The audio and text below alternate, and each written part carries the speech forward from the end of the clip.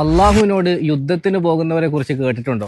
ആകാശഭൂമികളെ സൃഷ്ടിച്ച, ലോകത്തുള്ള മുഴുവൻ വസ്തുക്കളെയും നിയന്ത്രിക്കുന്ന, നമ്മളെയൊക്കെ പടച്ചു പരിപാലിക്കുന്ന അള്ളാഹുവുമായി യുദ്ധം പ്രഖ്യാപിച്ചവർ എന്ന് പരിശുദ്ധ ഖുർആൻ വിശേഷിപ്പിച്ച ആളുകൾ. നമ്മളൊക്കെ വിചാരിക്കുന്നത് പോലെ കാഫിരീങ്ങളോ മുശ്രിക്കീങ്ങളോ മുർത്തദുകളോ ഒന്നും അല്ല അവർ.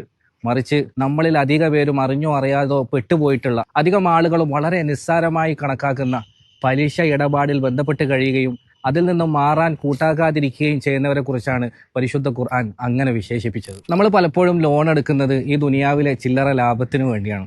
പക്ഷേ അതിലൂടെ നമ്മൾ നഷ്ടപ്പെടുത്തി കളയുന്നത് നാളെ ആഖിറത്തിലെ കാലാകാലത്തേക്കുള്ള സുഖ സന്തോഷങ്ങളെയാണ്. കാരണം അത്രക്കും വലിയ പാപമാണ് പലിശ.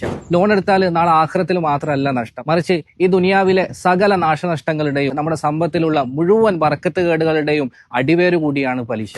പലിശ വാങ്ങുന്നവനെ മാത്രമല്ല, മറിച്ച് അത് കൊടുക്കുന്നവനെയും അതിനുവേണ്ടി ഒത്താശ ചെയ്യുന്നവനെയും ഒക്കെ അള്ളാഹുവും അവന്റെ റസൂലും ശപിച്ചിട്ടുണ്ട്. ഇവിടെയാണ് കണ്ണൂർ ഐനുൽ മആരിഫ് പൂർവ്വ വിദ്യാർത്ഥി സംഘടനയായ ആമിസ് നോ ടു ഇൻട്രസ്റ്റ് എന്നർത്ഥം വരുന്ന ലാ റിബ എന്ന തലക്കെട്ടിൽ പലിശയുടെ ഗൗരവത്തെക്കുറിച്ച് പറയാനും അതിന്റെ അപകടത്തെക്കുറിച്ച് മനസ്സിലാക്കാനും നമ്മളറിയാതെ നമ്മുടെ സമ്പത്തിൽ കടന്നുകൂടുന്ന ഇൻട്രസ്റ്റ് മണിയിൽ നിന്ന് എങ്ങനെ വിട്ടുനിൽക്കാം എന്ന് മനസ്സിലാക്കാനും ഒക്കെ വേണ്ടി 10 ദിവസം നീണ്ടു നിൽക്കുന്ന ഒരു ഓൺലൈൻ ക്യാമ്പ് സംഘടിപ്പിക്കുന്നത്. നമ്മളെ കൊണ്ട് ലോൺ എടുപ്പിക്കാനും അതിലേക്ക് നമ്മളെ ആകർഷിക്കാനും ഒക്കെ വേണ്ടിയുള്ള വലിയ പ്രചരണങ്ങൾ നടക്കുന്ന ഈ കാലത്ത് പലിശ എന്ന മഹാവിപത്തിനെതിരെ ചെറിയ രീതിയിലെങ്കിലും എന്തെങ്കിലുമൊക്കെ ചെയ്യാൻ സാധിക്കുക എന്നത് ഈ കാലഘട്ടത്ത് നമുക്ക് നിർവഹിക്കാൻ കഴിയുന്ന ഏറ്റവും വലിയ ദീനീ സേവനമാണ്. ലാ റിബ അതൊരു പ്രഖ്യാപനമാണ്. അള്ളാഹുവും അവന്റെ റസൂലും നിരോധിച്ച കാര്യത്തോട് ഞങ്ങൾക്കും ശക്തമായ വെറുപ്പാണ് എന്ന ധീരമായ പ്രഖ്യാപനം.